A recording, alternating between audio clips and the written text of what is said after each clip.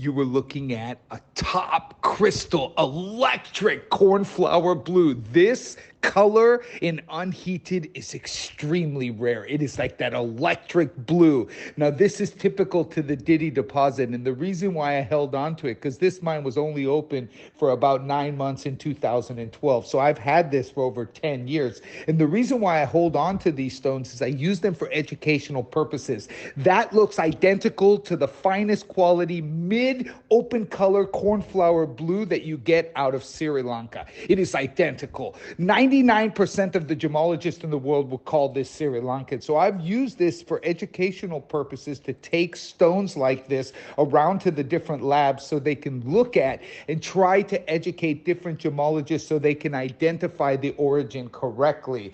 You have to understand that everybody always tries to get Ceylon, but the true rarity lies within what came out of the ground.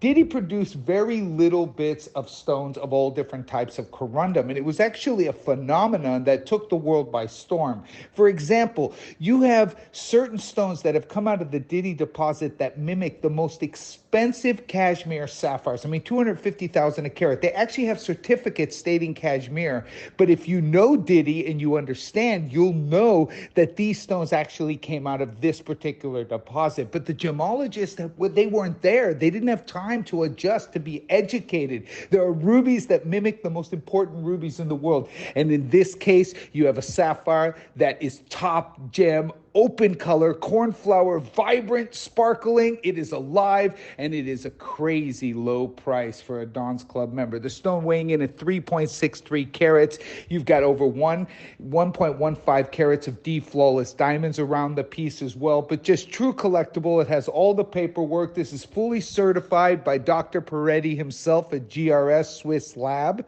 So I've used this to educate all the different labs. Now, it's funny because Dr. Peretti himself, I remember when he came down to the Didy Rush, you could probably do some research about it. I think he wrote up some paperwork about it because I remember him helicoptering in, but just rare deposit, produced some of the most important sapphires and rubies in the world. I was in very early days, got in, got out, got the best, and took off. Typical Don style, but great quality, great color, and basically amazing treats of Mother Nature.